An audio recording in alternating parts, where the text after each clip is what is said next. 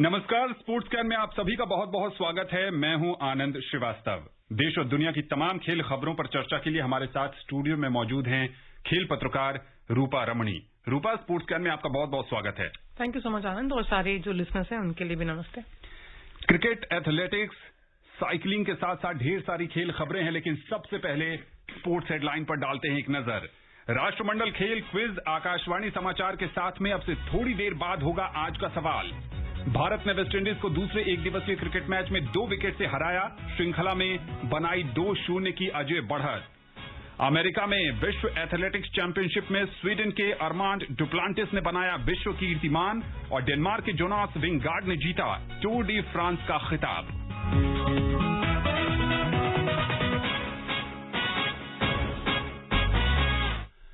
राष्ट्रमंडल खेलों का आयोजन बर्मिंघम में 28 जुलाई से 8 अगस्त के बीच किया जा रहा है। भारतीय खिलाड़ी इसके विभिन्न स्पर्धाओं में हिस्सा ले रहे हैं।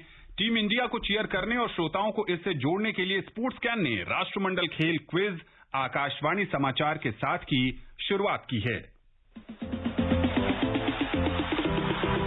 सुनिए राष्ट्रमंडल खेल क्विज आकाशवाणी समाचार के साथ रोजाना शाम 7:20 पर। इसमें हिस्सा लेने के लिए आपको देना है कॉमनवेल्थ गेम्स पर पूछे गए एक आसान सवाल का जवाब। आप अपना जवाब ईमेल कर सकते हैं। पता है airsportscan@gmail.com। विजेता को टीम इंडिया की एक जर्सी भी दी जाएगी। तो देर किस बात की, सुनिए स्पोर्ट्स कैन प्रतिदिन शाम 7:20 पर FM गोल्ड 100.1 मेगाहर्ट्ज और हमारे YouTube channel news on AIR official पर। राष्ट्रमंडल खेल क्विज आकाशवाणी के साथ में हमारा आज का सवाल है, 2010 राष्ट्रमंडल खेलों में भारत ने कुल कितने पदक जीते थे? सवाल एक बार फिर सुन लीजिए। 2010 राष्ट्रमंडल खेलों में भारत ने कुल कितने पदक जीते थे?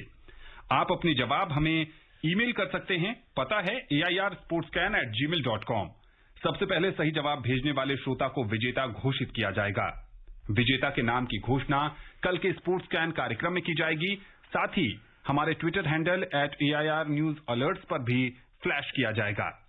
आपको यह भी बता दें कि ईमेल पर अपने जवाब के साथ आप हमें अपना नाम, पता और फोन नंबर भी भेजें, जिससे यदि आप इस क्विज के विजेता बनते हैं तो हम आपको आपके पते पर आपकी जर्सी भेज सकेंगे। तो देर न कीजिए और जल्द से हमारे आज के प्रश्न का जवाब हमें ईमेल करें, क्योंकि सबसे पहले जवाब भेजने वाले ईमेल को ही इनाम दिया जाएगा। और अब बात करते हैं बर्मिंघम राष्ट्रमंडल खेलों में टेबल टेनिस टीम की संभावनाओं के बारे में।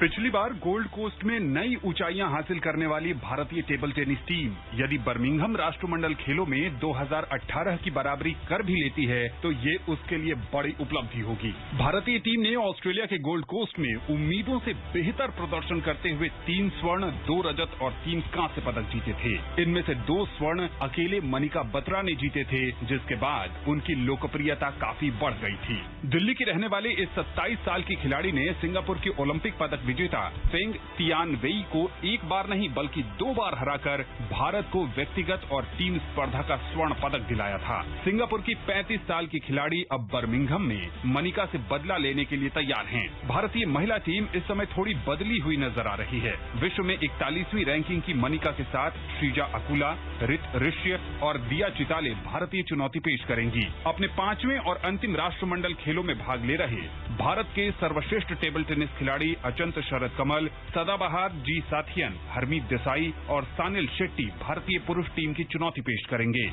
राष्ट्रमंडल खेलों से पहले भारतीय खिलाड़ियों ने पुर्तगाल में अभ्यास किया और उसके बाद हंगरी में प्रतियोगिता में हिस्सा लिया। 4 सदस्यीय पुरुष टीम में वही खिलाड़ी शामिल हैं जिन्होंने गोल्ड कोस्ट राष्ट्रमंडल खेलों में हिस्सा लिया था। इन खिलाड़ियों को काफी अनुभव है और उम्मीद है कि वो टीम चैंपियनशिप का बचाव करने में सफल रहेंगे। भारत को टीम स्पर्धा में इंग्लैंड और नाइजीरिया के बाद तीसरी वरीयता दी गई है।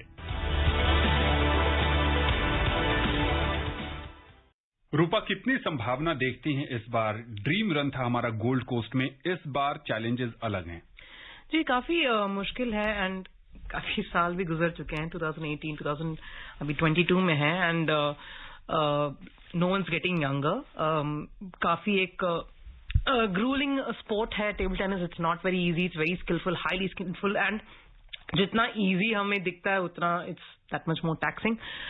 Sharath, especially अगर हम men's की तरफ देखें, Sharath is not getting younger. He's nearing 40 और काफी the irony is I think सबसे talented और सबसे experienced खिलाड़ी वही हैं. So it goes without saying that वो ही represent करेंगे rightfully so. लेकिन age is definitely not on his side and nor is a win क्योंकि I think last time उन्होंने gold जीता था on this sort of a stage was in 2006. So it's been a long while for someone like him to do what he can. और अगर हम women's की बात करें तो it's a little more complicated. I think वहाँ पे भी there's only one person who's again very experienced and at a young age, 27 years only. Manika Batra के ऊपर शायद काफी expectations है, काफी pressure है, and she doesn't find the partner who she's played alongside for a long time. I think उनका साथ नहीं है इस बार तो काफी एक weird scenario है, काफी weird combination जरूर है, but we will have to hope that this team sort of brings it together. चलिए उम्मीद करते हैं कि भारतीय टेबल टेनिस टीम इस बार बर्मिंघम में भी तिरंगे का मान बढ़ाएगी और देश के लिए कई पदक जीतने में सफल रहेगी। अब बात करते हैं क्रिकेट की। भारत ने वेस्टइंडीज को दूसरे एक दिवसीय क्रिकेट मैच में 2 विकेट से हरा दिया है। कल रात पोर्ट ऑफ स्पेन में खेले गए मैच में जीत के साथ ही भारत ने 3 एक दिवसीय क्रिकेट मैचों की श्रृंखला में 2-0 की अजय बढ़त बना ली। भारत ने 312 रन का लक्ष्य 50वें ओवर में हासिल कर लिया। भारत के लिए अक्षर पटेल ने सर्वाधिक 64 रन बनाए और वो अंत तक आउट नहीं हुए। श्रेयस अय्यर ने 63 रन की पारी खेली। इससे पहले मेजबान टीम ने टॉस जीतकर पहले बल्लेबाजी करने का फैसला किया। वेस्टइंडीज ने निर्धारित 50 ओवर में 6 विकेट पर 311 रन बनाए। सलामी बल्लेबाज शे होप ने शानदार 115 रन बनाए जबकि कप्तान निकोलस पूरन ने 74 रन की पारी खेली। होप ने अपने 100वें मैच में शतक लगाने वाले कुल 10वें खिलाड़ी और वेस्टइंडीज के चौथे खिलाड़ी भी बन गए। भारत के लिए शार्दुल ठाकुर ने सर्वाधिक 3 विकेट हासिल किए। श्रृंखला का तीसरा और अंतिम मैच बुधवार को पोर्ट ऑफ स्पेन में ही खेला जाएगा। रूपा, पहले अगर भारतीय बल्लेबाजी की बात करें तो एक समय ऐसा लगा कि मैच हाथ से फिसल गया, लेकिन अक्षर पटेल ने दिखाया कि क्यों बतौर ऑलराउंडर उनकी गिनती की जाती है। जी बिल्कुल, आई थिंक उनका भी एक बहुत ही इंटरेस्टिंग एक करियरग्राफ रहा है। आई थिंक काफी एक्सपेक्टेशंस और काफी उम्मीद लेकर आए थे जब वो पहले सीन पर आए थे एज नॉट जस्ट गेंदबाज लेकिन एक ऑलराउंडर के तौर पर। बट आई थिंक उनका असली रिवाइवल पिछले कुछ साल हुआ जब वो आईपीएल आउटफिट बदले। वो किंग्स पंजाब से जब दिल्ली कैपिटल्स में गए, उनका रोल भी आई थिंक थोड़ा मॉडिफाई हुआ, उनको ज्यादा रिस्पॉन्सिबिलिटी मिली and they gave him that control in the lower order as a batsman and obviously उनकी गेंदबाजी तो I mean we know that was one of his strengths. तो आई थिंक वहां पे शायद उनका एक स्विच हुआ and he sort of start taking that much more responsibility कि अगर कुछ होना है, whether it's chasing targets या फिर target set करना है, then I really have to be there and I have to play the big hand. I think वो काफी जहन में घुसा है उनका and that showed in the last game. Sanju Samson का अर्धशतक, जो मिडिल ऑर्डर है वहां पर कोशिश की जा रही है कि कुछ नए खिलाड़ियों को परमानेंट स्लॉट मिले। संजू सैमसन उनमें एक हैं। जी काफी I think again a very unfortunate player.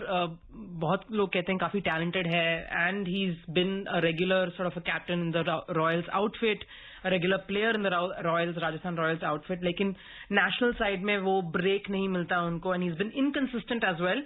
लेकिन इस बार ये जो पिछले 2 सीरीज हुए हैं, चाहे वो इंग्लैंड खिलाफ हो या फिर ये वेस्ट इंडीज सीरीज, थोड़ा बहुत प्रॉमिस फिर से दिखा रहे हैं। So he is sort of questioning the selectors also to give him another chance and specially in that middle order.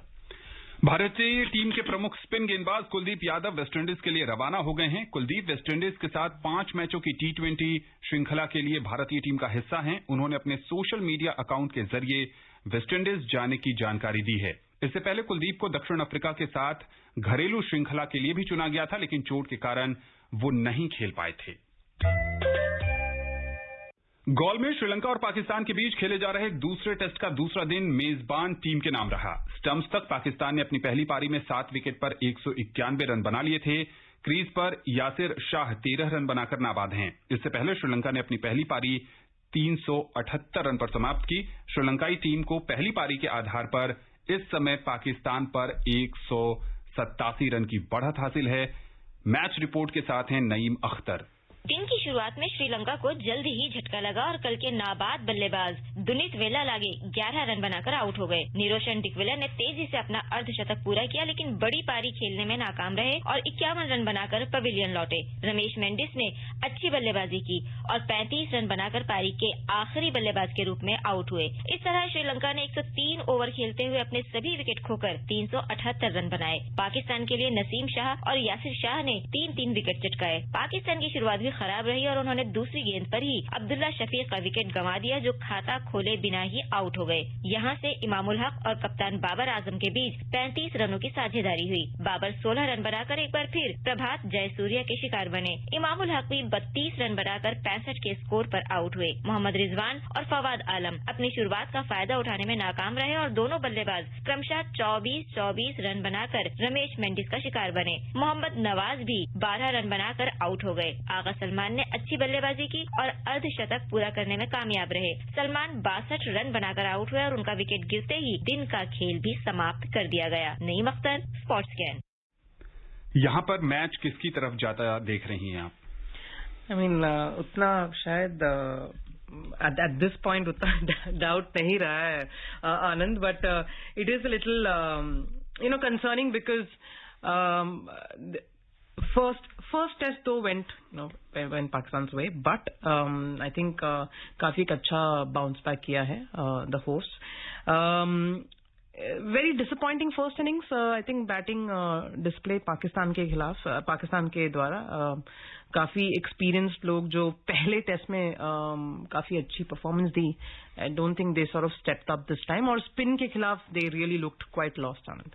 जो पहले टेस्ट की दूसरी पारी थी, रिकॉर्ड रन चेज किया था वहां पर, और ऐसा लग नहीं रहा था कि 5वें दिन की पिच पर स्पिनर्स को इतना बखूबी पाकिस्तान के बल्लेबाज खेल पाएंगे।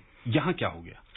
I think it's one of those days. I think we can't really pinpoint. It was a very average display. I think utna it's not a very experienced bowling attack also Sri Lanka के, दो average age वहाँ 30 है, लेकिन काफी लोग बहुत time से नहीं खेले हैं and they're quite inexperienced as well. जो few experienced खिलाड़ी हैं, someone like an Angelo and all of them have they've sort of been around for a long while. उनकी experience definitely matter करती है यहाँ पे. I think a few things, just a few loose shots, Anand. I think someone like a Babar Azam can't really give away his wicket the way he did. I think those things sort of kind of mattered over here in this innings.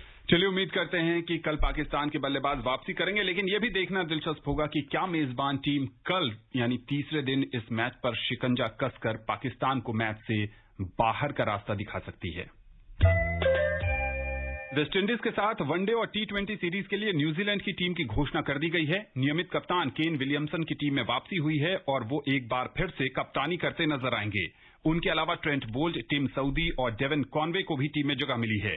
West Indies दौरे पर New Zealand को 3 T20 और 3 one day मुकाबले खेलने हैं। New Zealand team में इसके अलावा Finn Allen, Michael Bracewell, Lockie Ferguson, Martin Guptill, Matt Henry और टॉम लैथम जैसे खिलाड़ियों को भी जगह दी गई है। माइकल ब्रेसवेल ने हाल ही में वनडे का एक बड़ा रिकॉर्ड भी बनाया और एक बार फिर से उनके परफॉर्मेंस के ऊपर सबकी नजरें होंगी। एक सवाल माइकल ब्रेसवेल को लेकर, ऐसा लगता है कि क्रिकेट की दुनिया को एक नया सितारा मिल गया। T20 में पहले ओवर में हैट्रिक और 50 ओवर के क्रिकेट में आखिरी ओवर में 20 run. I mean, actually it's I think the birth of T20 cricket, especially in the last few years, काफी exciting players जरूर आ रहे हैं. Someone like a Bracewell, who would have thought, he can pull out something like this. और सिर्फ यही नहीं आनंद, I think काफी youngsters, I think it's all about younger खिलाड़ी और younger exciting खिलाड़ी आ रहे हैं जो एक बहुत ही interesting facet दिखाते हैं. Even someone like South Africa as well, someone who's like baby AB coming about. I think ऐसे खिलाड़ी, it's very very promising. Robin Powell भी, he burst on the scene in the last few years for West Indies. And it's good that such a T20 sort of a players have been coming about. लेकिन ये सिर्फ यही question mark फिर से raise करता है कि ODI cricket का जगह क्या है, and do they still have that much of an attraction as a T20 format or a Test cricket? I think that is the question that keeps being. एक और सवाल रूपा यहाँ पर केन विलियमसन को लेकर है। हमने देखा कि IPL में भी वो जो T20 में स्ट्राइक रेट बहुत अहम होती है, वो उस पर पिछड़ते नजर आए। बल्लेबाजी के फॉर्म में भी संघर्ष करते रहे सनराइजर्स के लिए। हमने देखा था जो T20 का विश्व कप हुआ था, न्यूजीलैंड की टीम फाइनल में गई थी, फाइनल में ही उन्होंने एक अच्छी पारी खेली थी, पूरे टूर्नामेंट में संघर्ष कर रही थी। इस बार T20 की भी कप्तानी कर रहे हैं, विश्व कप भी होना है, कैसे देखती हैं आप? आई थिंक मैं ये इस मैटर में थोड़ा I will differ from you Anand, because from what we have studied, I think काफी जब मैं स्टार स्पोर्ट्स में थी हम ये काफी स्टडी करते थे, what makes the ideal opening batter and what makes an ideal number 3 in T20.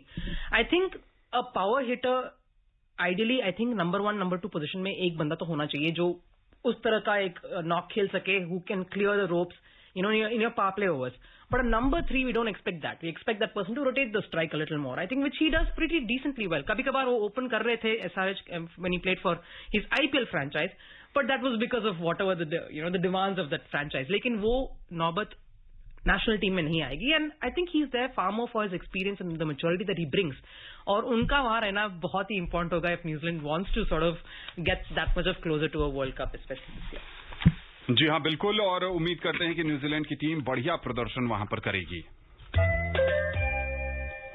पहले खेलो इंडिया महिलाओं की तलवारबाजी लीग प्रतियोगिता आज से नई दिल्ली के तालकटोरा स्टेडियम में शुरू हो गई है। युवा कार्य और खेल मंत्रालय ने बताया कि अपनी तरह की पहली राष्ट्रीय तलवारबाजी प्रतियोगिता है जो इस महीने की 29 तारीख तक चलेगी। ये प्रतियोगिता 3 चरणों में होगी। पहला और दूसरा चरण नई दिल्ली में होगा, जबकि तीसरा और अंतिम चरण पटियाला में होगा। भारतीय खेल प्राधिकरण ने प्रतियोगिता के लिए कुल 1,54 लाख रुपए की राशि स्वीकृत की है।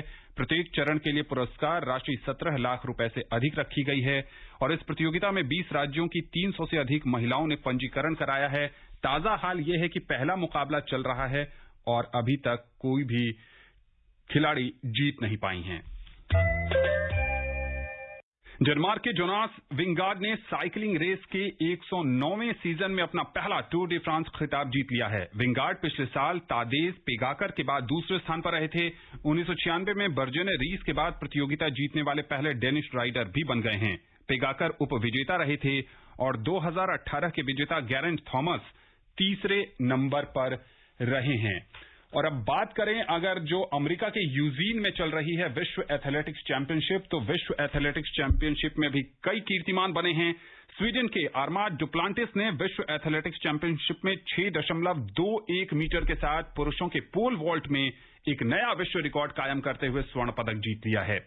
रूपा, कुछ समय पहले ही एक इंडोर इवेंट में इन्होंने 6 मीटर की छलांग लगाई थी और जैसे कि रूस की एलेना यासिनबाएवा थी जो अपना ही रिकॉर्ड कई बार उन्होंने तोड़ा, लगता है कि अरमान डुप्लांटिस भी उसी रास्ते पर आगे बढ़ रहे हैं। बिल्कुल ठीक Anand, and what a character he is. काफी I mean he is only 22, सिर्फ 22 वर्ष के हैं एंड बहुत सॉर्ट ऑफ एक्लेट्स जीत चुके हैं already in such a young age. और सबसे मजे की बात यह है that it runs in his family. His father was a pole vaulter, brother pole vault करते हैं नेशनल प्राइड के लिए, सिस्टर भी स्पोर्ट्स में है, mother is a volleyball player. I think वो शायद एक ब्लड में ही है वो system, and this is just a step closer to more bigger things for him. Badminton की एक खबर है। बैडमिंटन एशिया चैंपियनशिप की मेजबानी अब 5 सालों के लिए संयुक्त अरब अमारात को दी गई है। दुबई स्थित खेल प्रबंधन और सलाहकार कंपनी बियॉन्ड बाउंड्रीज का बैडमिंटन एशिया के साथ एक समझौते पर 5 साल के लिए हस्ताक्षर हुआ है। रिपोर्ट के अनुसार दोनों संगठनों ने पिछले महीने सिंगापुर में 2023 से 2027 तक संयुक्त अरब अमारात में कार्यक्रम की मेजबानी के लिए समझौता किया है। यह पहली बार होगा जब चैंपियनशिप यूएई में आयोजित की जाएगी। यह टूर्नामेंट 1991 से हर साल आयोजित किया जा रहा है, जिसमें सिर्फ कोरोना के कारण 2020 और 2021 में इसका आयोजन नहीं हो सका था। चलते चलते हम अपने श्रोताओं को बता दें कि आप राष्ट्रमंडल खेल क्विज आकाशवाणी समाचार के साथ जुड़ सकते हैं। हमारा आज का सवाल एक बार फिर सुन लीजिए। हमारा आज का प्रश्न है, 2010 राष्ट्रमंडल खेलों में भारत ने कुल कितने पदक जीते थे? आप अपने जवाब हमें ईमेल कर सकते हैं और ईमेल के लिए पता है airsportscan@gmail.com। रूपा, अब समय नहीं है कि इस पर या किसी और खबर पर आपसे चर्चा की जा सके। आकाशवाणी के स्पोर्ट्स कैन कार्यक्रम से जुड़ने के लिए और विशेषज्ञ राय देने के लिए आपका बहुत बहुत शुक्रिया। Thank you so much Anand. Sports can का आज का अंक यहीं समाप्त होता है। पूरी टीम को दीजिए अनुमति। कल आपसे होगी फिर मुलाकात। तब तक के लिए नमस्कार।